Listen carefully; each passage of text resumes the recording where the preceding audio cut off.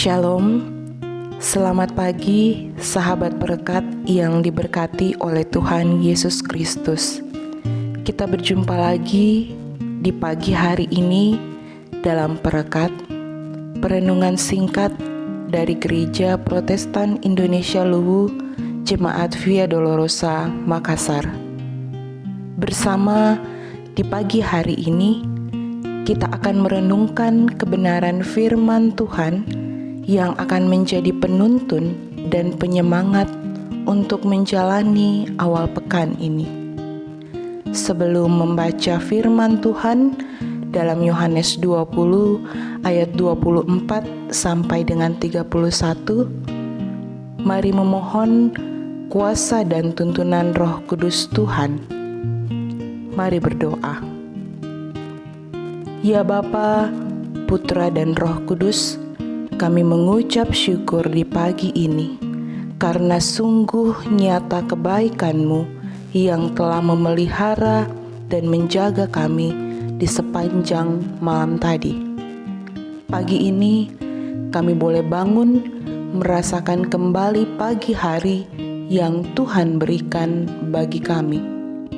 Sekarang kami ingin merekatkan diri kami dengan kebenaran firman-Mu yang kami imani dapat menjadi penguatan bagi kami untuk menjalani awal pekan ini.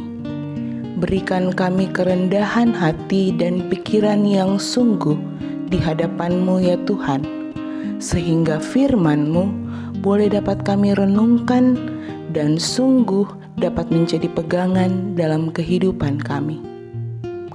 Hadirlah ya Roh Kudus, kami siap merenungkan firman-Mu dalam nama Yesus Kristus, Tuhan kami berdoa. Amin. Perenungan singkat kita dilandasi dari Alkitab firman Tuhan dalam Yohanes pasal 20 ayat 24 sampai dengan 31. Demikian kesaksian Injil Yohanes. Tetapi Thomas, seorang dari ke-12 murid itu yang disebut Didimus, tidak ada bersama-sama mereka ketika Yesus datang ke situ. Maka kata murid-murid yang lain itu kepadanya, "Kami telah melihat Tuhan." Tetapi Thomas berkata kepada mereka, "Sebelum aku melihat bekas paku pada tangannya, dan sebelum aku mencucukkan jariku ke dalam bekas paku itu, dan mencucukkan tanganku ke dalam lambungnya, sekali-kali aku tidak akan percaya." 8 hari kemudian, murid-murid Yesus berada kembali dalam rumah itu, dan Thomas bersama dengan mereka. Sementara pintu-pintu terkunci, Yesus datang dan ia berdiri di tengah-tengah mereka dan berkata, "Damai sejahtera bagi kamu." Kemudian ia berkata kepada Thomas, "Taruhlah jarimu di sini dan lihatlah tanganku. Ulurkanlah tanganmu dan cucukkan ke dalam lambungku, dan jangan engkau tidak percaya lagi, melainkan percayalah." Thomas menjawab dia, "Ya Tuhanku dan Allahku." Kata Yesus kepadanya, "Karena engkau telah melihat aku, maka engkau percaya. Berbahagialah mereka yang tidak melihat, namun percaya." Memang masih banyak tanda lain yang dibuat Yesus di depan mata murid-muridnya yang tidak tercatat dalam kitab ini. Tetapi semua yang tercantum di sini telah dicatat, supaya kamu percaya bahwa Yesuslah Mesias, Anak Allah, dan supaya kamu oleh imanmu memperoleh hidup dalam namanya. Amin. Sahabat berkat yang diberkati oleh Tuhan, setiap manusia menginginkan kepastian dan kejelasan dalam kehidupan mereka. Karena sesuatu yang pasti dan jelas dapat membuat kita merasa aman dan tenang, bahkan dapat menjadikan hidup kita terasa lebih damai. Bayangkan jika sepanjang hari kita hidup dalam ketidakjelasan, keraguan-raguan pasti menjadi tidak tenang, dan kegelisahan akan menghantui diri kita. Dalam kisah penampakan Yesus kepada Thomas, ada satu hal yang menarik untuk kita renungkan bersama tentang kepastian hidup dalam Kristus. Thomas yang disebut Didimus adalah salah satu murid Yesus yang melewatkan momen perdana berjumpa Kristus bersama murid-murid yang lain. Ia kehilangan momen ini. Itu semakin membuat dirinya menjadi orang yang meragukan banyak hal. Apakah Yesus sungguh bangkit? Apakah Yesus benar seperti yang ia sampaikan? Atau apakah Yesus adalah Tuhan? Apakah Yesus sanggup melewati dan mengalahkan maut? Hal yang paling misterius dalam sepanjang sejarah hidup manusia. Thomas sangat jelas memaknai kemanusiaannya dengan membuat pertanyaan-pertanyaan tentang kepastian mengenai banyak hal melalui pernyataan yang ia sampaikan, bahwa sebelum aku melihat bekas paku pada tangannya dan sebelum aku mencucukkan jariku ke dalam bekas paku itu dan mencucukkan tanganku ke dalam lambungnya, sekali-kali aku tidak percaya. Kepada teman-temannya, ia menunjukkan bahwa kepastian adalah yang penting untuk mempercayai keberadaan Yesus setelah ia mati di kayu salib. Injil Yohanes mengisahkan Yesus yang menampakkan diri kepada Thomas. Ia menunjukkan kepada kita sebuah prinsip tentang kepastian hidup.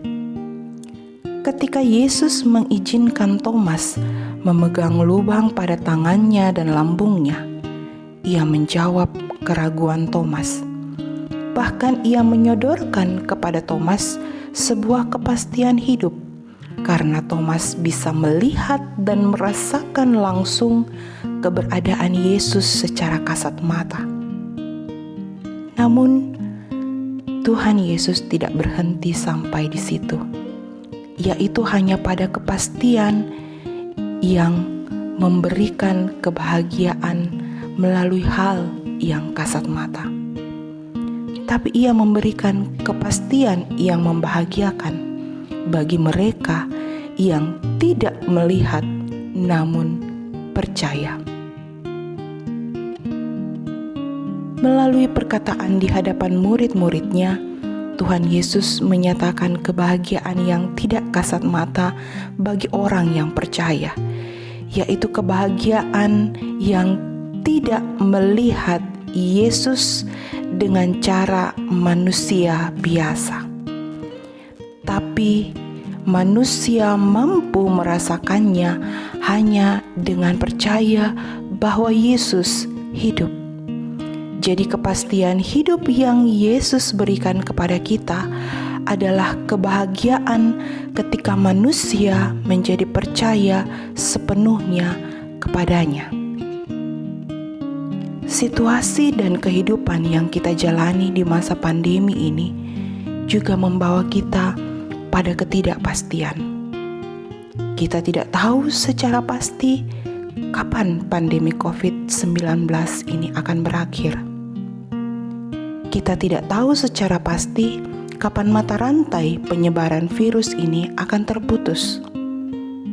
Kita bahkan tidak tahu dengan pasti kapan vaksin untuk mencegah virus ini akan ditemukan. Bagi kita yang merasa gelisah dan ketakutan melewati hari-hari di tengah pandemi ini, bagi kita yang mulai merasa jenuh di rumah dengan rutinitas yang membosankan sepanjang hari, bagi kita yang mulai dan selalu merindukan kehidupan sosial kita di masa sebelum pandemi terjadi, tanpa kita sadari, mungkin kita mulai menjadi seperti Thomas yang meminta kepastian kepada Allah. Jika demikian, maka seperti firman Tuhan kepada Thomas, Ia akan memberikan kepada kita kepastian bukan hanya dengan melihat, namun kepastian kebahagiaan bagi mereka yang tidak melihat namun percaya. Karena kita percaya ada Tuhan yang selalu berkarya di balik pemulihan kehidupan.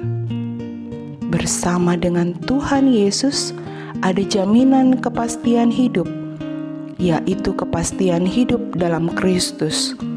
Kepastian bagi orang-orang yang percaya pada hidup dan kebangkitan Yesus. Tuhan memberkati. Mari berdoa. Tuhan Yesus, kami bersyukur dapat merenungkan firman kebenaran-Mu. Kami mau belajar percaya dan meyakinkan diri kami bahwa satu-satunya kepastian hidup adalah dalam Kristus. Pada pagi hari ini, kami berdoa buat sahabat-sahabat perekat dimanapun mereka berada. Tuhan yang menjaga dan memelihara kehidupan kami dan segala aktivitas kami, sehingga kami boleh melewati awal pekan ini dengan hidup percaya dan memuliakan Engkau Kristus. Kami secara khusus berdoa, semoga pandemi COVID-19 segera berlalu. Kami memohon mampukan kami untuk menjaga pola hidup kami dengan lebih baik. Kami berdoa secara khusus untuk para ilmuwan agar mereka mampu menemukan jawaban dan formula vaksin yang tepat untuk dapat mencegah penularan virus corona.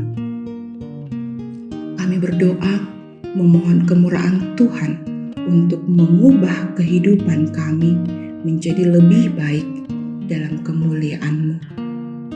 Ini doa permohonan dan syukur kami. Dalam nama Allah Bapa, Kristus Tuhan, Yesus dan Roh Kudus, kami berdoa. Amin. Sahabat perekat, demikianlah perenungan singkat kita di pagi hari ini. Semakin diberkati Tuhan, kita yang senantiasa menaruh harapan dan kepastian hidup kita hanya kepada Tuhan Yesus Kristus.